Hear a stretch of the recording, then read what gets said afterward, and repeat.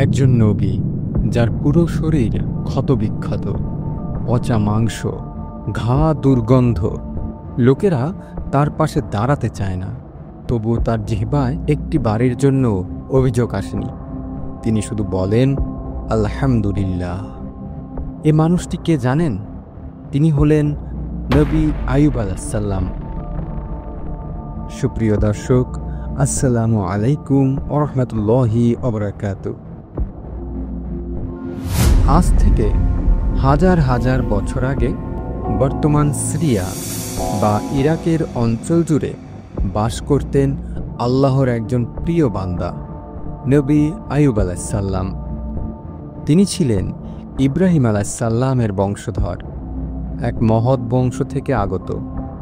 আল্লাহ তাকে দিয়েছিলেন অফুরন্ত সম্পদ, সুস্থ দেহ, অসংখ্য জমিজমা, গবাদি পশু এবং অনেক সন্তান সন্ততি। তার আশেপাশে মানুষ তাকে সম্মান করত, কিন্তু এই সম্মানের আসল কারণ ছিল না তার সম্পদ, বরং তার বিনয়, আল্লাহভীতি ও মানুষের প্রতি দয়া ছিল সবচেয়ে বড় গুণ। তিনি দিনরাত আল্লাহর শুকরিয়া করতেন, নিজে খেতেন সামান্য, বাকি দান করতেন অভাবীদের। তবে ইবলিস শয়তান মানুষের এই ধৈর্য আর ইবাদতকে সহ্য করতে পারেনি। সে আল্লাহর দরবারে চ্যালেঞ্জ করল, হে আল্লাহ, আইয়ুব তো তোমার শুকরিয়া করে, কারণ তার কাছে আছে সব কিছু। যদি তুমি তার সম্পদ, সন্তান ও সুস্থতা কেড়ে নাও, সে আর তোমার ইবাদত করবে না। আল্লাহ জানতেন তার বান্দা কেমন। তিনি বললেন, যাও, তাকে পরীক্ষায় ফেলো, আমি জানি সে ধৈর্যশীল। এভাবেই শুরু হয় ধৈর্যের এক অতুলনীয় ইতিহাস।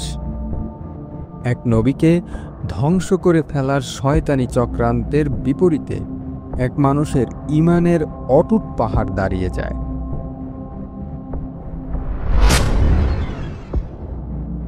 এক এক করে আইয়ুব আলাইহিসসালাম এর সমস্ত সম্পদ ধ্বংস হয়, সন্তানরা মৃত্যুবরণ করে, আর সবশেষে এক ভয়াবহ চর্মরোগে আক্রান্ত হন তিনি। শরীরের গোস্ত ঝরে পড়ে, কেউ তার পাশে আসে না, কেবল একজন সঙ্গী থাকে, তার স্ত্রী। 18 বছর রোগ ভোগ করেছেন, কিন্তু তিনি আল্লাহর উপর বিশ্বাস হারাননি। একদিন স্ত্রী তাকে বলে বসেন, তুমি এতদিন ধরে রোগী, দোয়া করো না কেন? তিনি বলেন, আল্লাহ আমাকে 70 বছর সুস্থ রেখেছেন, আমি কি 18 বছর ধৈর্য ধরতে পারি না?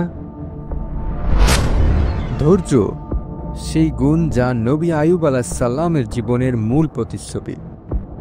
18 বছরের দীর্ঘ রোগ ভোগে তিনি কোনোদিন আল্লাহর প্রতি অভিযোগ করেননি। তবে একদিন ব্যথা আর একাকিত্বে খুব নম্রভাবে আল্লাহর কাছে মিনতি করেন, হে আমার প্রতিপালক, শয়তান আমাকে কষ্ট ও যন্ত্রণায় ফেলেছে। আল্লাহ পরম দয়ালু তার ধৈর্যশীল প্রিয় বান্দার দোয়া কবুল করেন। তিনি হুকুম দেন, তুমি তোমার পা দিয়ে মাটি চাপ দাও, যেখানে এক ঝর্ণা বের হবে তা হবে তোমার গোসল ও পান করার জন্য। নবী আইয়ুব আলাইহিসসালাম পা দিয়ে মাটি চাপ দেন, সঙ্গে সঙ্গে এক ঝর্ণা ফুটে ওঠে, যেন আকাশের রহমত মাটির বুকে চিরে বেরিয়ে এলো। জল স্পর্শ করতেই যেভাবে আগুনে বরফ গলে যায়, তেমনি করে চলে যায় তার শরীরের প্রতিটি ক্ষত, প্রতিটি যন্ত্রণা। তার চেহারায় ফিরে আসে আলো। আল্লাহ তাকে ফেরত দেন সেই স্বাস্থ্য, সেই শক্তি, এমনকি তার স্ত্রীকেও নবযৌবনা করে ফিরিয়ে দেন। আরও বিস্ময়কর ব্যাপার হলো, আল্লাহ তাকে শুধু আরোগ্যই দেননি, তার হারিয়ে যাওয়া সন্তানদেরও ফিরিয়ে দেন, বা অন্য ব্যাখ্যায় তার মতো দেখতে নতুন সন্তান দান করেন, এবং পূর্বের দ্বিগুণ সম্পদ, খামার ও সম্মান ফিরিয়ে দেন। এসবই ছিল ধৈর্যের পুরস্কার। আল্লাহ বলেন, আমরা তাকে পেলাম ধৈর্যশীল। সে ছিল কত উত্তম বান্দা, নিশ্চয়ই সে বারবার আল্লাহর দিকে ফিরে আসত। সূরা সাদ আয়াত 44।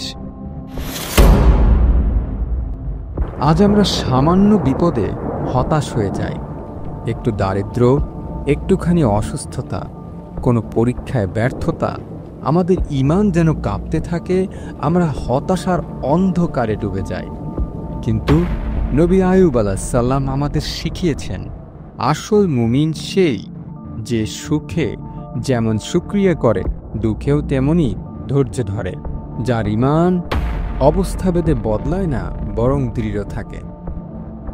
এই কাহিনী কেবল একজন নবীর অলৌকিক আরোগ্যের গল্প নয়, এটা একজন মানুষ ও তার রবের মধ্যকার গভীর সম্পর্কের গল্প। একটি ঈমান যা ধ্বংসের মুখেও নড়ে না, একটি দোয়া যা প্রতিটি যন্ত্রণার মাঝেও জীবন্ত থাকে, এবং একটি রহমত যা ধৈর্যের বিনিময়ে আসমান থেকে নেমে আসে। আসুন আমরা সবাই নবী আইয়ুব আলাইহিস সালামের মতো ধৈর্যবান হওয়ার চেষ্টা করি, যেন আল্লাহ আমাদের সম্পর্কেও বলেন, সে কত উত্তম বান্দা। আপনি যদি আজ কষ্টে থাকেন, ধৈর্য ধরুন, কারণ আল্লাহর রহমত অতি নিকটে। যেমনটি তিনি নবী আইয়ুব আলাইহিস সালামকে দিয়েছিলেন অলৌকিক আরোগ্য ও দ্বিগুণ পুরস্কার। সুপ্রিয় দর্শক, আমাদের আজকের ভিডিওটি কেমন লাগলো কমেন্টে অবশ্যই জানাবেন।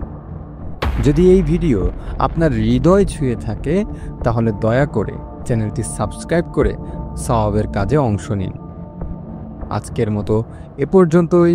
আল্লাহ হাফেজ।